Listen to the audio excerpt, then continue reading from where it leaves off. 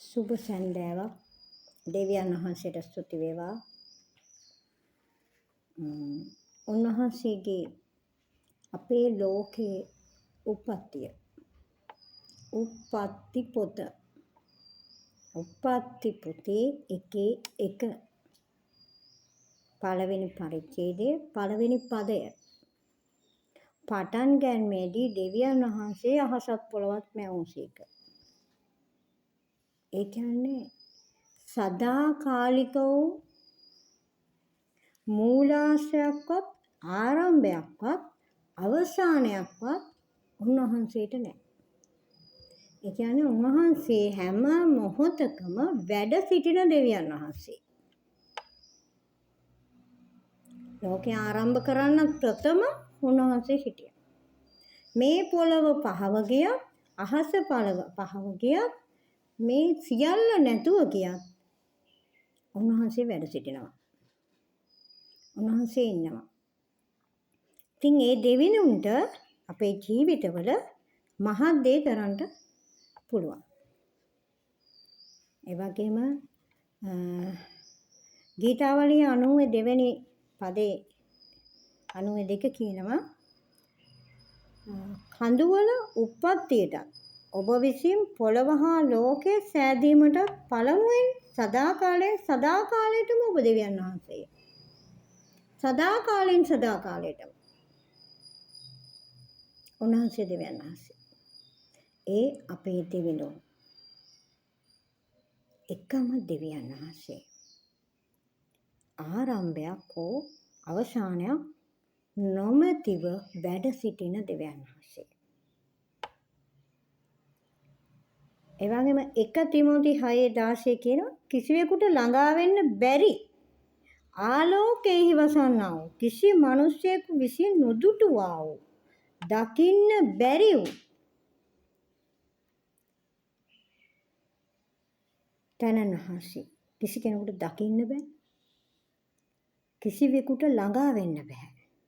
කිසි කෙනෙක් දැකලා නැහැ. ප්‍රකාශ වීම නියම කාලවලදී පෙන්වනවා. ප්‍රකාශ වීම. උන්වහන්සේගේ ප්‍රකාශ වීම නියම කාලවලදී පෙන්වන්නට යනවා. අන්න ඒ ලෝකේ සියල්ලෙන් සියල්ල සදාකාලයටම පවතින සහ සිටින වැඩ සිටින දෙවියන් වහන්සේ තමයි ඔබත් මමත් එක්ක ඉන්නේ. ඒ දෙවියන් වහන්සේට පුළුවන් අපේ ජීවිතයේ ආරම්භයත් අවසානය දක්වා අපි සමග අපි තුල මා තුල ඔබ තුල ගමන් කරන්න. හැබැයි අපි ඉඩ දෙන්න ඕන. ඊළඟට අහසෙහි පොළොවේහි මැවිල්ල ස්වාමීන්ට පෙර පසුවක් තියෙන බව. ස්වාමීන් වහන්සේ මැවිල්ලට ඉස්සෙල්ලා උන්වහන්සේ හිටියා, පසුවත් උන්වහන්සේ. මේ සත්‍යතාවයේ හරියට හරිහැටි අපි ස්වාමීන් වහන්සේ ඉදිරියේ හඳුනාගෙන අපි දැනගන්න ඕනේ මේ සියල්ල නැතුණත් උන්වහන්සේ වැඩ සිටිනවා නම් අපේ ජීවිත මොනවද? අපිට කරන්න බැරි මොනවද අපේ ජීවිතවල උන්වහන්සේට? සියල්ල කරන්න පුළුවන්. සියල්ල. එකක් දෙකක් නෙමෙයි. අපට සුවය දෙන එක කියන්නේ පුංචි කොටසක්. ඊළඟට අපිට ආර්ථික වස්තු දෙනවා කියන්නේ මේකත් පුංචි කොටසක්. හැබැයි සියල්ලෙන් සම්පූර්ණ කරන්න පුළුවන් දෙවියන් වහන්සේ සර්ව බලධාරී, සර්ව පරාක්‍රම ජීවමාන, සර්ව වාසී 100,000 කෝටි ස්ථාන එකවර වැඩ වාසය කරන්න පුළුවන් දෙවියන් වහන්සේ. එදා එලීෂා සමග හිටියේ ඒ දෙවියන් වහන්සේ. අද ඔබ සමග මා තුල ඔබ තුල වැඩ වාසය කරනවා. පල්ලියේ නෙවෙයි ඉන්නේ දෙවියන් වහන්සේ.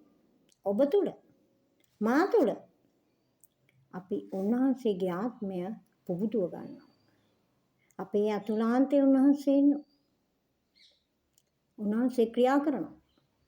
හැබැයි ක්‍රියාකාරීත්වය අපි තුලින් තමයි සිදු වෙන්නේ. අපි තමයි නැගිටවල ගන්න අපේ ඇතුළේ තියෙන ඒ දෙවියන් වහන්සේගේ ආත්මය. එදා ජේසුස් වහන්සේ ඔරුව ඇතුලේ නිදාගෙන හිටියා. ගෝලයන්ට ඒත් බයක් ඇති වුණා ඇතුළේ ඉඳිද්දි. කෑ ගහන්න පටන් ගත්තා. එතකොට ඒගොල්ලෝ අවදි කෙරෙව්වා ජේසුස් වහන්සේ. ඒ වගේ ඔබටත් මටත් ප්‍රශ්නයක් එනකොට තමයි අවදි වෙන්නේ ජේසුස් වහන්සේ නේද? ජේසුනේ අපට පිහිට වෙන්න. මට පිහිට වෙන්න. ඊට පස්සේ පල්ලියට දුවනවා. ඊට පස්සේ පාසෙ කෙනෙක් හොයාගෙන යනවා. නෑ කවුරුත් යන්න ඕනේ. ඔබට පුළුවන් දන ගහලා ජේසුට කියන්න. මට පිහිට වෙන්න. උන්වහන්සේ සූදානම් වෙලා ඉන්නවා. මහත් දේ අමාරු දේ කරන්න. ඔබගේ ජීවිතේ මගේ ජීවිතේ. ඔබටත් මටත් කරගන්න බැරි මිනිස්සු වශයෙන්. බැරි දේවල්. වෛද්‍ය විද්‍යාවට කරන්න පුළුවන් සීමාවක් තියෙනවා. ඊට එහා සීමාව ඉක්මවා ගිහිපු බලයක් තියෙන බලවත් දෙයක් කරන්න පුළුවන් දෙවියන් වහන්සේට. අපේ ජීවිතේ. අපේ ඇතුලේ තියෙන මේ කොණ්ඩ ගස් වගේ තියෙන ස්නායු පද්ධතිය උන්වහන්සේ තමයි දන්නේ. වෛද්‍යවරුන්ට වඩා ඒ හැම එකක්ම දකින්න දෙවියන් වහන්සේ.